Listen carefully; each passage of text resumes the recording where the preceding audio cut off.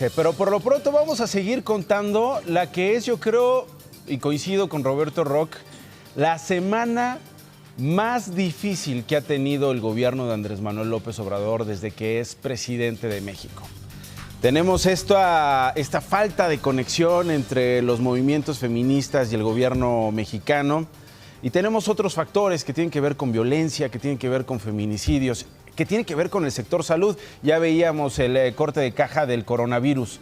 Ahora estamos cumpliendo 48 horas de una crisis económica que no se había visto en años.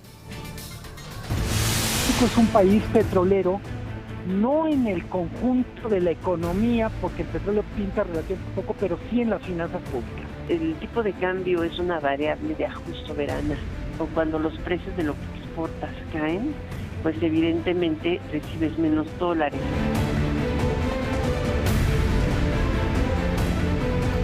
El precio del dólar se disparó por la caída de los precios del petróleo y el miedo al coronavirus. Además, la inflación en México registró su mayor nivel desde julio del año pasado. Miren. El peso mexicano pierde terreno frente al dólar estadounidense. Al cierre de la jornada cambiaria de este lunes, la cotización del dólar alcanzó los 21 pesos con 17 centavos a la venta. Se trata de la mayor caída del peso desde el 9 de noviembre de 2016, cuando Donald Trump ganó las elecciones de Estados Unidos de América. El peso está muy atado al precio del petróleo. Una fuerte caída del precio del petróleo prácticamente automático te va a traer consigo una fuerte caída en el peso mexicano frente al dólar. México es un país petrolero, no en el conjunto de la economía, porque el petróleo pinta relativamente poco, pero sí en las finanzas públicas.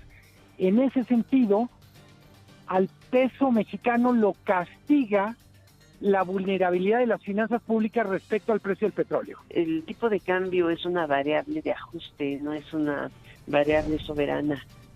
Cuando tú dejas de exportar o cuando los precios de lo que exportas caen, pues evidentemente recibes menos dólares y eso es lo que está ocurriendo. La depreciación de la moneda se debe a la falta de acuerdo entre Rusia y la Organización de Países Exportadores de Petróleo sobre el recorte de la producción del hidrocarburo y a la estrategia de guerra de precios de Arabia Saudita, además de la aparición del coronavirus. La mezcla mexicana de petróleo cayó a $24.43 por barril, el menor precio desde febrero de 2016. El crudo mexicano no cotizaba desde entonces por debajo de los $25. Durante el fin de semana, lo que ocurrió es que ese acuerdo que estaba vigente desde 2016 no se renueva.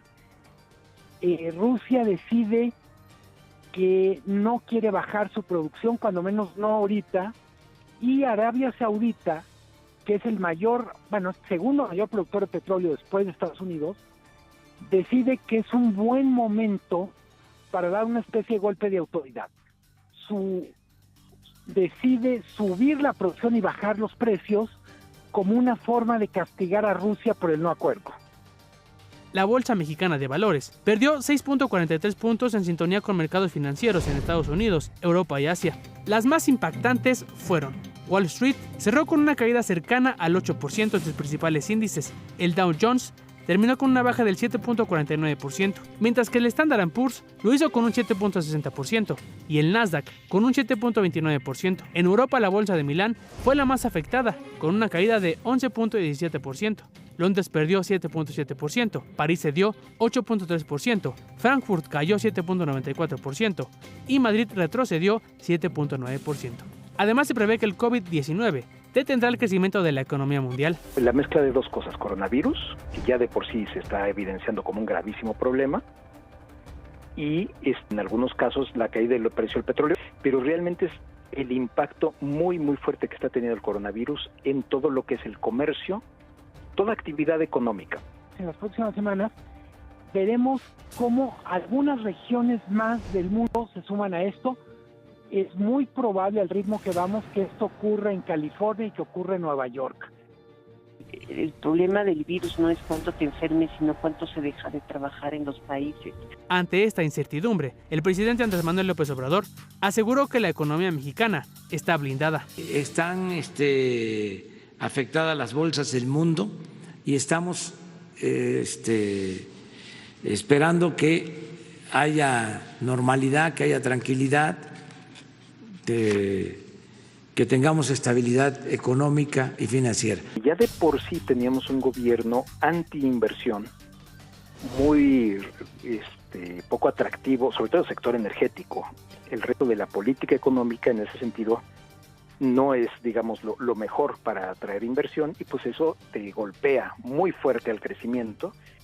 No hay claridad, por ejemplo, en rumbos de política económica. El Banco de México anunció un programa de coberturas cambiarias, el cual se incrementa de 20,000 millones de dólares a 30,000 millones para propiciar un funcionamiento más ordenado en el mercado cambiario del país. Yo diría que la decisión del Banco de México, sobre todo, es una decisión simbólica. No hay ninguna garantía de que vaya a tener resultados. También este lunes, el Instituto Nacional de Estadística y Geografía dio a conocer su informe de la inflación, que durante febrero se situó en 3.7%, la más elevada desde julio de 2019. El resultado obedece principalmente a un incremento en los precios de los productos de consumo básico, como el jitomate, el huevo y el tomate verde. No es preocupante, y de hecho, con la desaceleración económica que se está experimentando, con lo del coronavirus, realmente las presiones sobre la inflación van a ser a la baja. La tasa de interés sigue siendo muy elevada y quizás se tenga que mantener elevada para evitar una mayor depreciación del peso. Esta mañana el dólar spot se cotiza en 20 pesos con 93 centavos. El Standard & Poor's registra una caída de 6.4. El peso frente al euro 23.80. La mezcla mexicana de petróleo 24.43 por cada barril, $24.43. Una depreciación de 31.66%.